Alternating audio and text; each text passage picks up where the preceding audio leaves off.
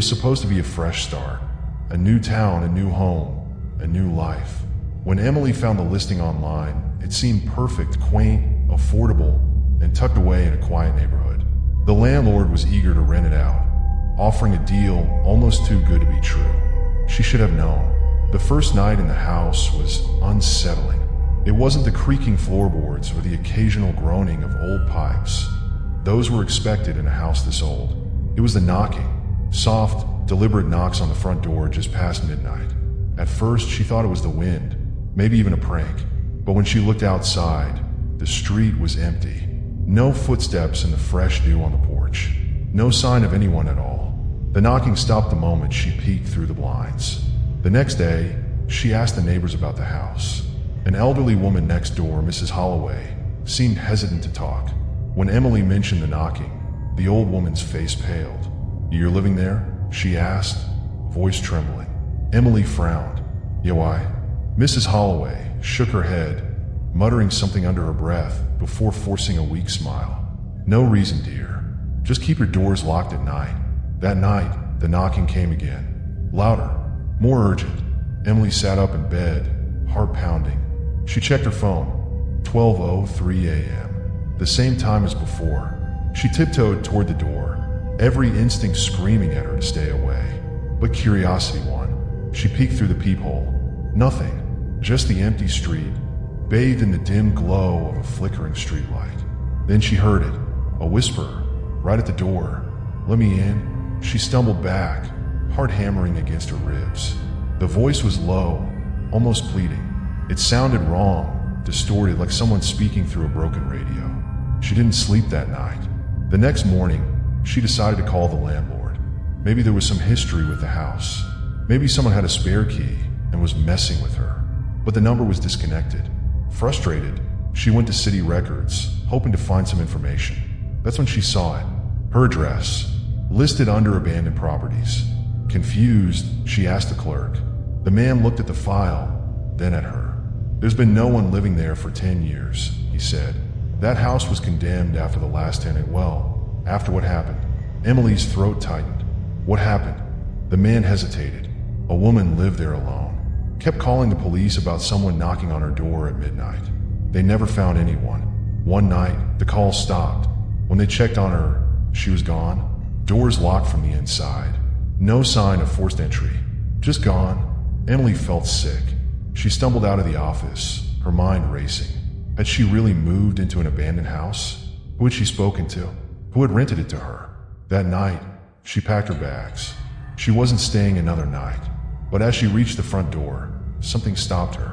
The doorknob was ice cold, a deep, bone-chilling cold. Then the knocking came again. Slow, methodical. 3 knocks. She gripped the handle, ready to yank the door open and run. But then she heard the whisper, right behind her. "You're in the wrong house." A breath, cold as death, tickled the back of her neck. She turned, but there was nothing. Then the lights flickered. The walls groaned. The door, still locked, began to rattle violently. Something wanted in, or worse, something wanted her to stay. Emily screamed, grabbing her keys and fumbling with the lock. The knocking grew frantic, desperate. The whispers became wails. She pounded on the door, but it wouldn't budge. Then silence. For a moment, she thought it was over. Then she saw something move in the reflection of the hallway mirror.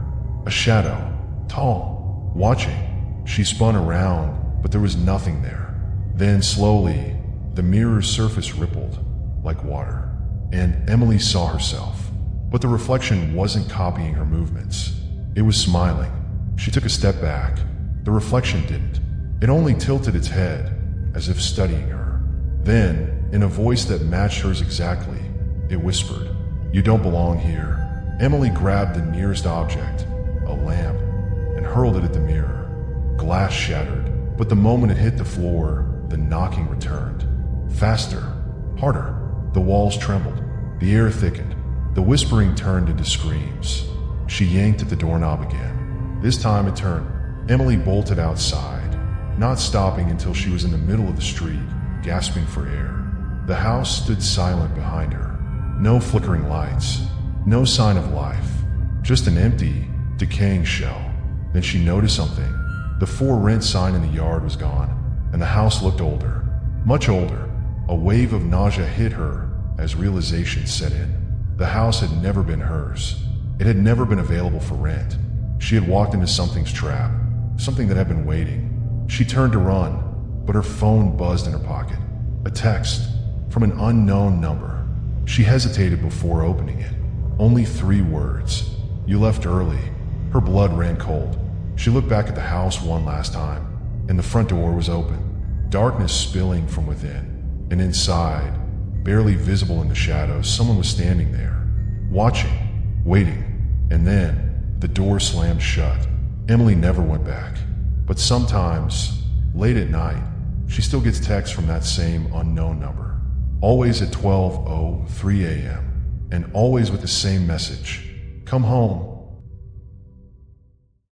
Moving into a new home should have been exciting. For Daniel, it was supposed to be a fresh start, a place to finally be alone and focus on himself. The house was older, but charming, with creaky wooden floors and an attic that had been sealed shut long before he moved in. The landlord had told him, almost too casually, "Just leave the attic alone. It's been nailed shut for years. No reason to go up there." Daniel didn't care. He had no plans to explore a dusty old attic. But that first night, as he lay in bed, the silence of the house felt strange.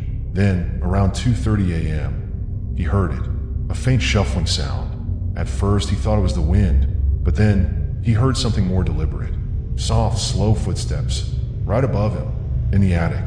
His chest tightened. No one was supposed to be up there. He tried to shake it off, convincing himself it was just the house settling. But then came the dragging sound. Something was moving. It went on for what felt like forever. He lay still listening, heart pounding. Finally, after an hour, it stopped. The next morning, he tried to forget about it. But as he walked through the hallway, something caught his eye. The attic door. The nails that had been sealing it shut. They were loose. His stomach turned. Had someone been inside the attic? He pushed the thought away. Maybe the nails had always been that way. Maybe the house was just old. That night, the sounds returned. Footsteps, scraping, a low, rasping breath. Daniel clenched his fists under the covers, every nerve in his body screaming at him to leave. But he forced himself to stay still, to listen. Then, something changed. The noises weren't above him anymore. They were coming down. A loud, splintering crack echoed through the house. Daniel shot up in bed. He knew that sound. The attic door had just opened. His breathing turned ragged. He reached for his phone, fingers trembling, but before he could dial for help, his bedroom door creaked open. The darkness beyond the doorway felt heavy, suffocating, and then he saw it, a shadow, tall, thin, standing just outside his room. He could only make out the outline, but something about it felt wrong. Its head was tilted at an unnatural angle, its breathing deep and ragged. Then, in a voice not quite human, it whispered, "I've been waiting." Daniel couldn't move. His limbs were frozen, trapped between fight and flight. The figure took a step closer. The floor didn't creak beneath its weight. That's when he realized it wasn't walking, it was floating. His heart slammed against his ribs. He fumbled for the lamp, flicking it on, but the moment light filled the room, the shadow was gone. The hallway was empty. The attic door was shut, but Daniel knew what he had seen. The next morning, he did something he swore he wouldn't do. He opened the attic. The smell hit him first, rotting wood, damp air, and something else. Something foul. The space was nearly empty.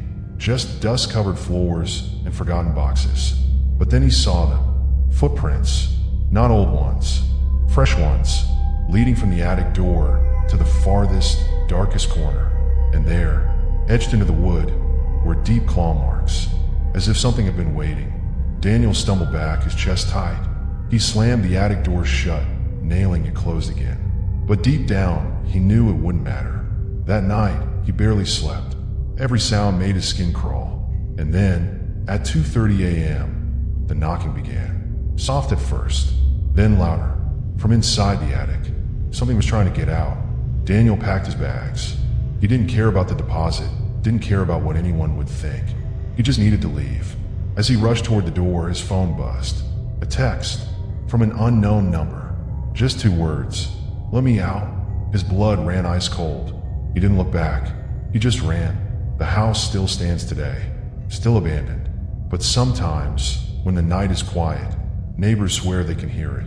The slow, dragging footsteps, the scratching at the attic door, and a whisper floating through the darkness. "I'm still here." Moving into a new home was supposed to be the start of something fresh. A quiet place, away from the chaos, where Olivia could finally have peace. But peace was the last thing she found. The first night was uneventful, except for the strange feeling that lingered in the air. The house was old, but it was charming in a way. High ceilings, wooden floors, and large windows that overlooked the empty street. At exactly 3 a.m., Olivia woke up. At first, she didn't know why. The house was silent. Nothing seemed out of place. But then she noticed something odd. The bedroom door was open. She was sure she had closed it before bed. A chill ran down her spine. Maybe she had forgotten. She got up, shut the door, and went back to sleep. But the next night, it happened again. 3 a.m. She woke up, and the door was open, just slightly, as if someone had been peeking in. A cold wave of unease settled in her stomach. She convinced herself it was nothing. Maybe a draft, maybe the house settling. But then came the footsteps, soft, deliberate, moving down the hall. She held her breath, listening. One step, then another. Slow, careful. They stopped right outside her room. The silence was unbearable. Olivia stared at the doorway, her heart pounding so loud she swore whoever, or whatever, was out there could hear it. Minutes passed, then an hour. Eventually, exhaustion overtook her, and she drifted back into uneasy sleep. The next morning, she checked the house. Every window was locked. The front door was bolted. She was alone, or so she thought. The following night, she set up her phone to record while she slept. She wasn't prepared for what she would find. At 3 a.m., the footage showed her bedroom door slowly creaking open. But that wasn't the worst part. A shadow, tall, thin, and wrong, stood in the hallway, barely visible in the dim light. It didn't move. It just stood there, watching, for nearly an hour. Then, without a sound, the door closed on its own. Olivia's blood turned to ice. Something had been there, watching her. She checked every corner of the house, every closet, every possible hiding spot. There was nothing, no sign of forced entry, but she could feel it. She wasn't alone. The next night, she stayed up, pretending to sleep, waiting. At exactly 3 a.m., the door creaked open. She barely breathed. Then, the floorboards creaked. Something was inside her room. Olivia clenched the covers, heart hammering against her ribs. The air turned freezing. Then, right by her bed, breathing. Deep, slow, not human. She wanted to run, to scream, to do anything, but she couldn't move. Then, she felt it, a hand, cold, thin, skeletal. It brushed against her ankle. That was enough. She bolted upright, flipping on the lamp. The room was empty. The door was shut, but on the floor were wet footprints. She didn't sleep for the rest of the night. By morning, she had made her decision. She was leaving, but as she packed, her phone buzzed. A notification. The camera had detected motion. Her hands shook as she opened the app. The footage loaded, and there, at 3 a.m., standing right beside her bed, a figure, tall, thin, its face just inches from hers as she slept. It had been right there, watching, waiting, and before the footage ended, it did something that made her blood turn to ice. It smiled, a wide, impossible grin. Then, the screen glitched. The video cut to black. She grabbed her keys, her bag, and ran. She never went back. The house still sits, empty and abandoned. But sometimes, on quiet nights, neighbors swear they see it. A shadow, standing in the window, watching, waiting for someone new to come home. Moving into a new house alone was supposed to be a fresh start for Daniel. A place to escape the noise of the city, to find peace and solitude. The house was old, but charming. High ceilings, wooden floors, and a spacious basement that the landlord assured him was just extra storage. But from the very first night, something felt wrong. At midnight, as Daniel settled into bed, he heard it. a soft creak. At first, he thought it was just the house settling, but then a thump. It came from downstairs. His heart pounded as he stepped out of bed. Slowly, he walked to the staircase and peered down into the dark. Silence. Maybe he was just imagining things. He turned back. Then, another creak. This time, the basement door was open. Daniel froze. He was sure it had been closed. Swallowing his fear, he stepped forward and shut the door. Firmly, he even locked it, just in case. By morning, he had convinced himself it was nothing. A loose latch, maybe, but the next night, it happened again. Midnight, a faint creak, then thump. Daniel sat up in bed, heart racing. He grabbed a flashlight and crept down the hall. His breath caught in his throat. The basement door was wide open. The air beyond it was too dark, too still. Something about it made his skin crawl. This time he didn't just close the door, he nailed it shut. 3 solid nails, hammered deep into the wood. That should have been the end of it, but it wasn't. That night, as he lay in bed, he heard something new, scratching from inside the basement.